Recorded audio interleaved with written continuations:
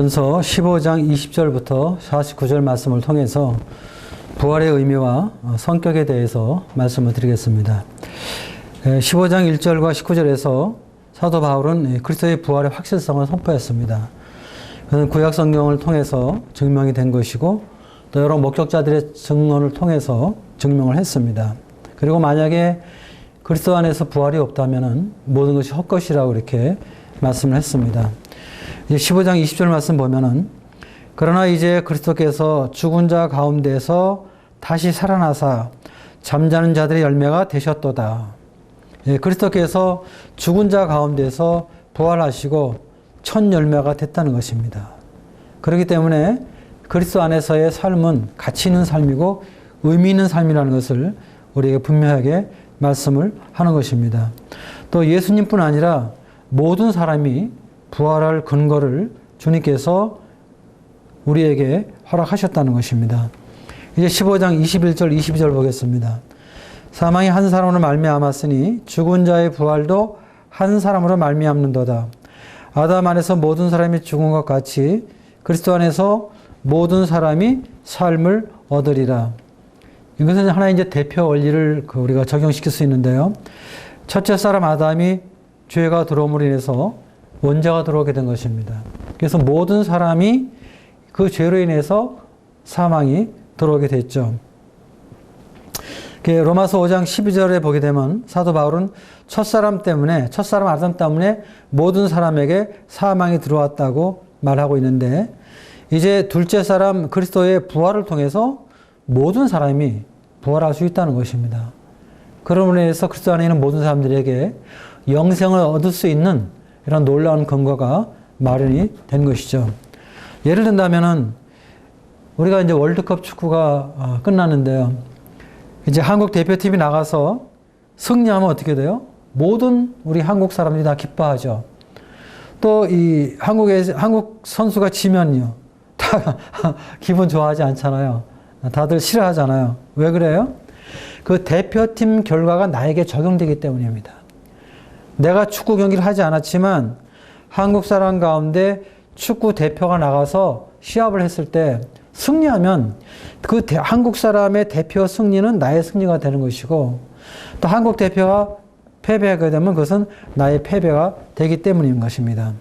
그래서 첫사람 아담이 죄로 인해서 사망이 들어온 것처럼 둘째 사람 그리스도의 부활을 통해서 모든 사람이 부활하는 이런 놀라운 은혜가 우리 가운데 함께 하기 때문에 우리의 부활은 확실한 것이고 그리스도인의 부활은 하느님 앞에 놀라운 축복이 되는 것입니다. 23절 말씀 보면은 그러나 각각 자기 차례대로 되리니 먼저는 첫 열매인 그리스도요 다음에는 그가 강림하실 때에 그리스도에 속한 자요. 부활의 순서를 말하고 있는데 처음 부활은 그리스도입니다. 그리스도가 부활하게 되고 그 다음에는 그가 강림하실 때에 그리스도에게 속한 자, 그러니까 주님 안에서 구원받은 성도들이 주님이 강림하실 때, 공중재림하실 때 휴거되는 그런 그리스도인들을 말하는 것입니다. 그 다음에는 이제 그 24절에 보면은 그 후에는 마지막이니 그가 모든 통치와 모든 권세와 능력을 멸하시고 나라를 아버지 하나님께 바칠 때라. 그러니까 이제 나중에는 모든 불신자들이 부활하는 것이죠. 그래서 이제 그 계시록 20장에 나와 있는 백보자의 심판은 구원받지 않고 죽은 모든 사람들이 육체와 함께 부활되어서 하나님의 보좌 앞에서 심판을 받는 그러한 일이 일어나게 되는 것입니다. 그래서 그리스도의 부활은 성도들의 부활을 보증하는 것입니다. 또 그리스도의 부활은 사람들 중에서 처음으로 부활한 사건이기 때문에 그리스도의 부활은 사람도 부활할 수 있다는 사실을 알려주는 놀라운 사건이 되는 것입니다. 그렇기 때문에 구원받은 우리 성도들은 그리스도 안에 거할 때 반드시 부활한다는 것입니다. 그럼 우리에게 놀라운 소망이 있게 되는 것이죠. 그 다음에 생각해 볼 수 있는 것은 그런 부활의 현실적 의미에 대해서 생각을 해보겠습니다. 15장 29절부터 34절의 말씀을 통해서 생각을 해보겠는데, 첫 번째 29절 말씀입니다. 만일 죽은 자들이 도무지 살아나지 못하면 죽은 자들을 위하여 세례를 받는 자들이 무엇을 하겠느냐? 어찌하여 그들을 위하여 세례를 받느냐? 자, 죽은 자를 위한 세례가 나오게 되죠. 약간 좀 난해 구절인데요. 이 말씀은요. 초기 이단 종파에서는 죽은 자를 위해서 세례를 받는 관습이 있었습니다. 그래서 이 사실을 인용해서 죽은 자가 부활이 없다면 왜 받겠느냐 하면서 부활에 있음을 강조하는 그러한 말씀이 바로 이 말씀입니다. 그러나 바울이 죽은 자를 위한 대리세를 인정하는 의미로 이 말씀을 사용한 것은 결코 아니라는 것입니다. 윌리엄 맥도날드는 이 말씀을 이렇게 해석했습니다. 당시 침례받은 그리스도인이 당시 그 초대교회 때는 침례를 받게 될 때 로마 군병에 의해서 바로 죽었습니다. 로마 사람들이 이제 그리스도인들을 핍박할 때 침례를 받지 않은 사람들은 죽이지 않았지만 침례를 받을 때는 물에서 올라온 즉시 바로 죽였어요. 근데 그리스도인들은 그런 그 죽음의 위협 속에도 굴하지 않고 다 침례를 받았습니다. 만약에 침례 받고자 할 때 물속에 들어간 사람들이 그 실제적 의미는 죽은 자들이에요. 만약에 이들에게 부활이 없다면 침례를 받겠느냐 하는 것입니다. 부활의 확신이 있기 때문에 신자들이 담대하게 순교할 수 있었다는 것입니다.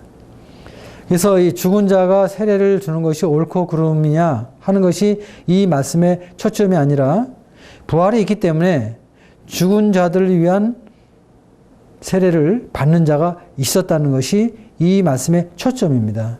즉, 죽은 사람을 위한 세례의 행동은 부활한 진리에 대한 신앙을 확실히 한 것을 증명하고 있다는 것입니다. 두 번째는 15장 30절 말씀인데, 또 어찌하여 우리가 언제나 위험을 무릅쓰리요. 초대 그리스도인들은 많은 위험 속에 신앙을 지켰거든요.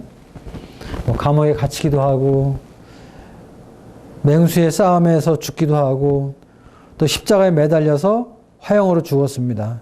많은 순교자들이 죽었죠. 많은 불이익을 당했어요. 그러면서 믿음을 지켰거든요. 이것은 부활이 있었기 때문에 가능했다는 것입니다. 하나님 나라의 영광을 확신했기 때문에 순교할 수 있었다는 것입니다. 환난과 핍박에 굴하지 않을 수 있었다는 것입니다. 만약에 부활이 없다면 계속해서 위험과 고난의 삶 가운데 사는 것은 어리석은 일이에요. 그건 헛된 일이에요.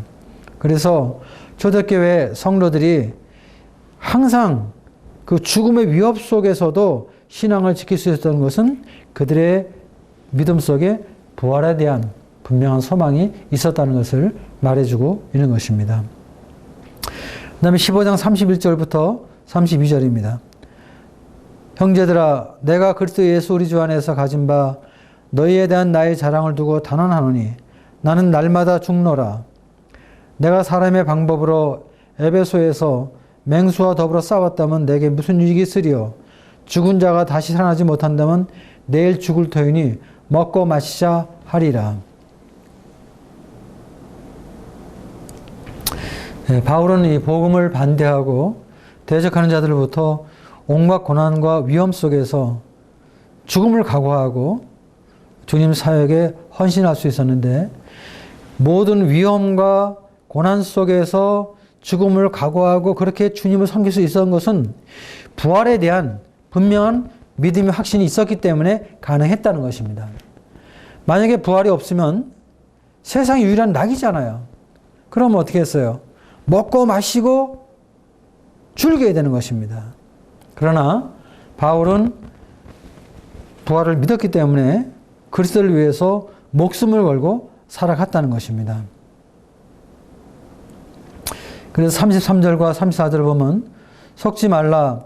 악한 동무들은 선한 행실을 더럽히나니 깨어 의를 행하고 죄를 짓지 말라.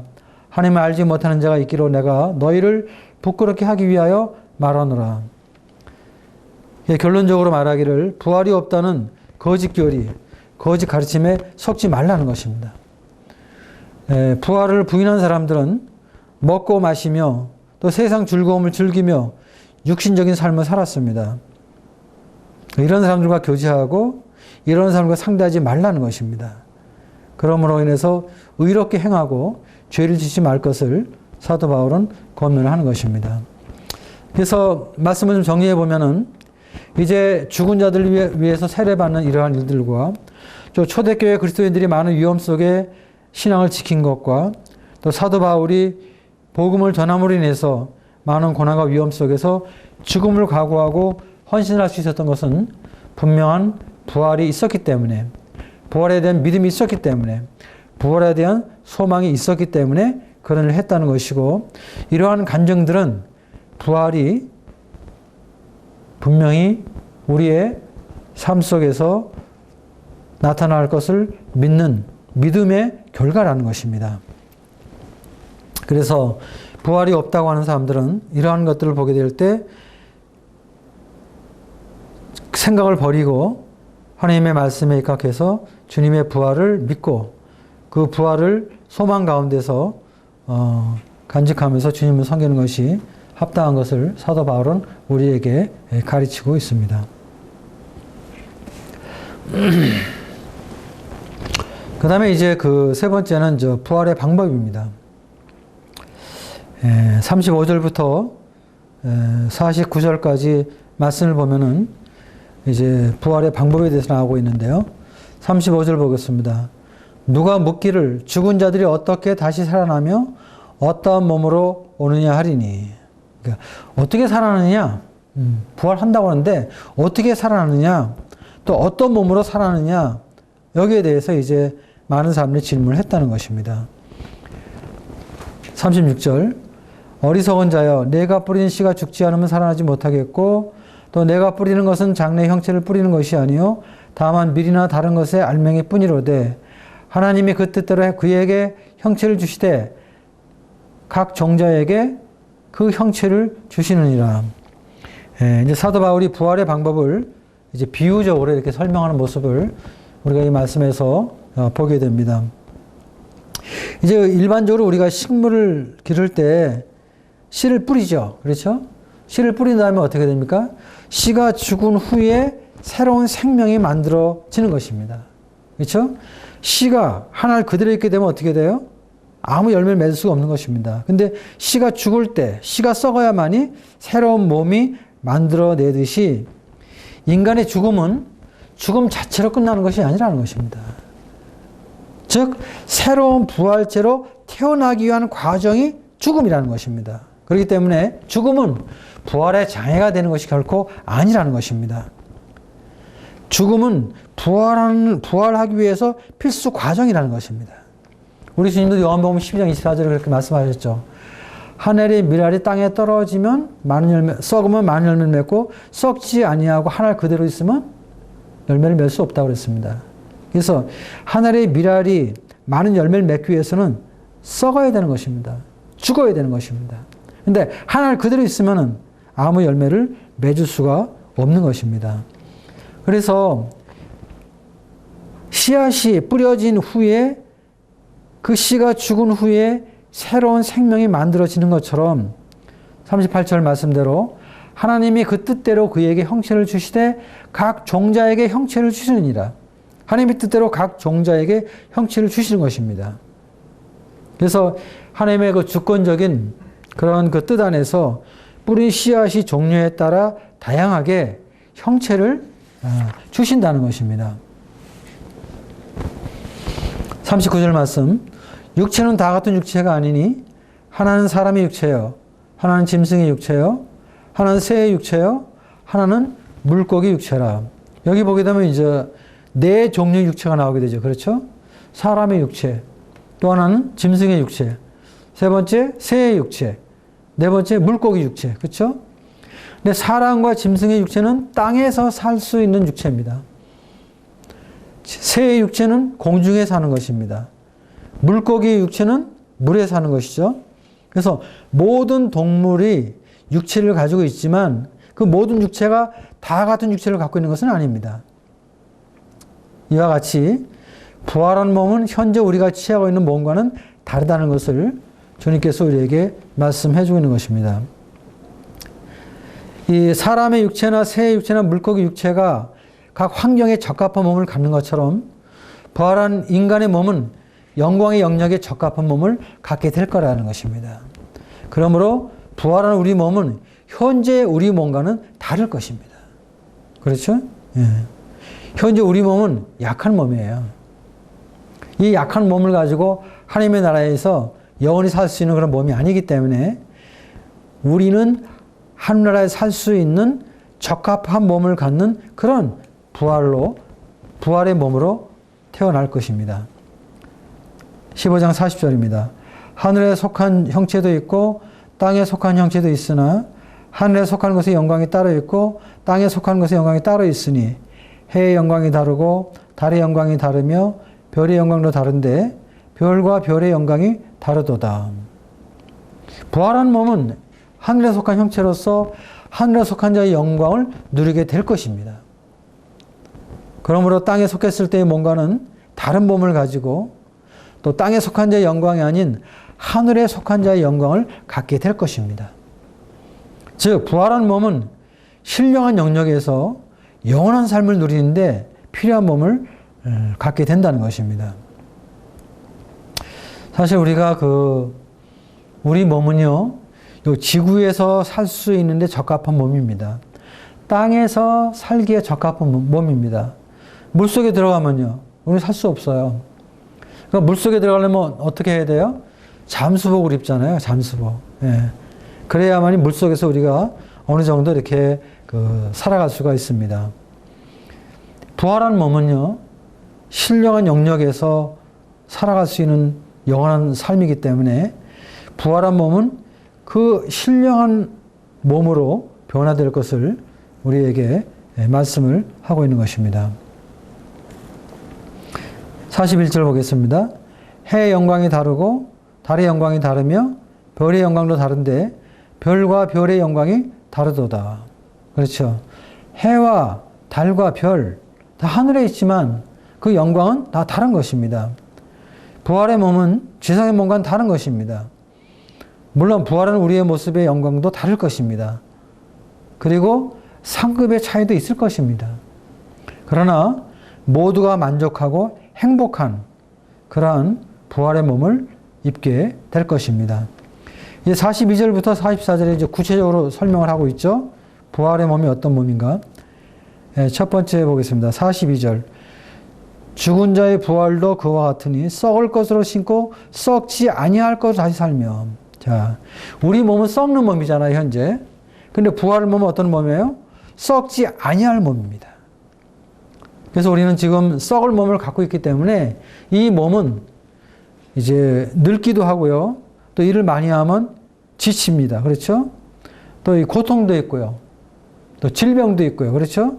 그리고 전국에는 죽음이 있습니다. 그렇죠? 그러나 부활한 몸은 어떤 몸이에요? 썩는 몸이 아니라 썩지 아니하는 몸이에요. 이것은 늙지도 않고 지치지도 않고 고통을 받지도 않고 질병도 없고 죽음도 없는 영구적이고 영원한 몸이라는 것입니다. 두 번째는 어떤 것입니까? 43절에 보니까 욕된 것으로 신고 영광스러운 것으로 다시 살아나며. 우리 몸은 욕된 몸이죠. 그렇죠? 예, 욕된 몸입니다. 왜? 우리 몸은 죄가 존재하는 몸이에요.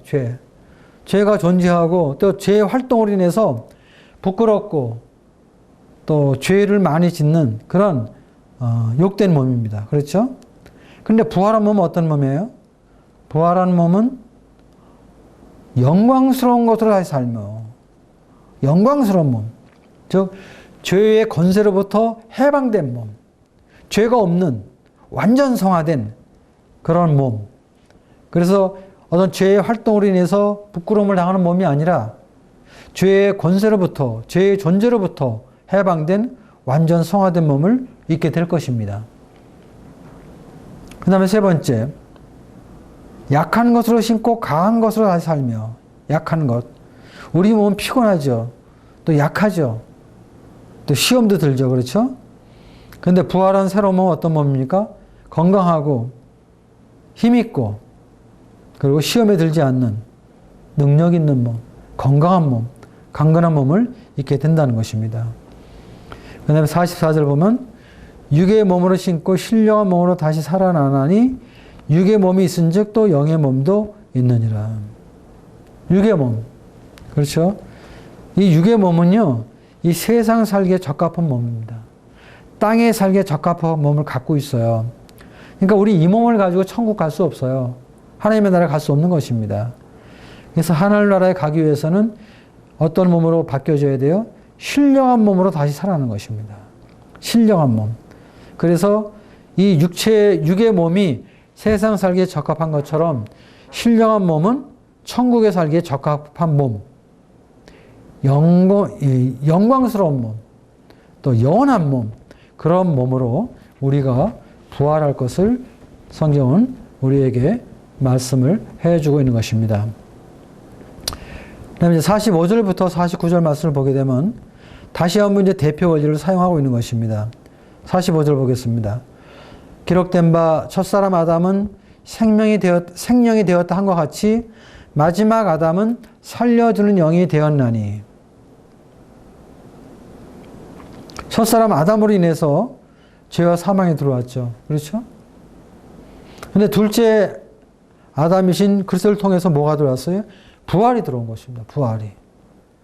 그래서 아담의 죄로 모든 사람들이 죽음의 근거가 되었듯이 아담의 죄 때문에 그 후손들이 다 죄인이 된 것처럼 둘째 아담 그리스도를 통해서 모든 사람들이 부활할 근거가 되는 것입니다. 그렇기 때문에 그리스도는 살려주는 영이 되는 것입니다. 살려주는 영.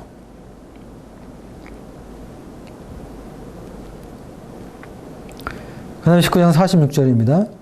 그러나 먼저는 신령한 사람이 아니요 육의 사람이요 그 다음에 신령한 사람이니라.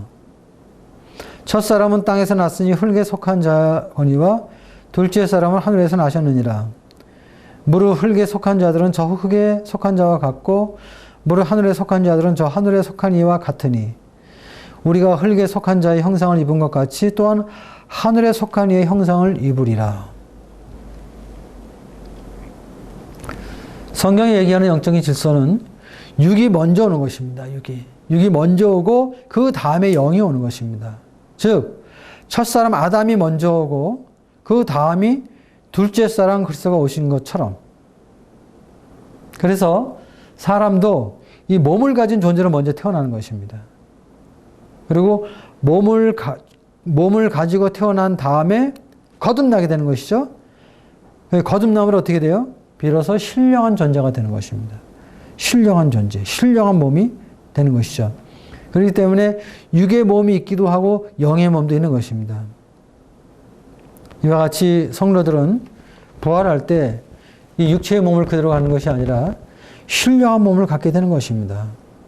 그리고 부활함으로 하늘의 형상을 덧입게 되는 것입니다. 하늘의 형상을 입는 것입니다. 성도들의 부활은 우리의 소망이 되는 것이죠. 참 우리의 소망은 정말 부활입니다. 왜? 이 육체는 문제가 많아요. 싸우고 시기하고 질투하고 미워하고 음란하고 욕하고 그렇죠. 그런데 우리가 부활한 몸을 입게 될 때 모든 육신의 문제가 끝날 것입니다. 그리고 우리는 부활한 신령한 몸을 가지고 영이신 하나님을 섬기며 그리스도를 섬기며 하나님과 함께 영생을 누리는 그러한 자가 될 것입니다. 그러나 믿지 않은 자들의 부활은 영원한 심판과 영벌이 있게 될 것입니다. 믿는 자나 믿지 않는 자나 부활이 있습니다. 신자의 부활은 영광의 부활이지만 불신자의 부활은 심판의 부활이 되는 것입니다. 참 우리에게 부활의 소망을 주신 주님 앞에 감사를 드립니다. 또 이런 부활의 소망 가운데서 오늘의 신앙의 고난과 환난과 시험 속에서 승리하시고 또 주님을 바라보면서 믿음의 일을 걷는 저와 여러분이 되시기를 바랍니다.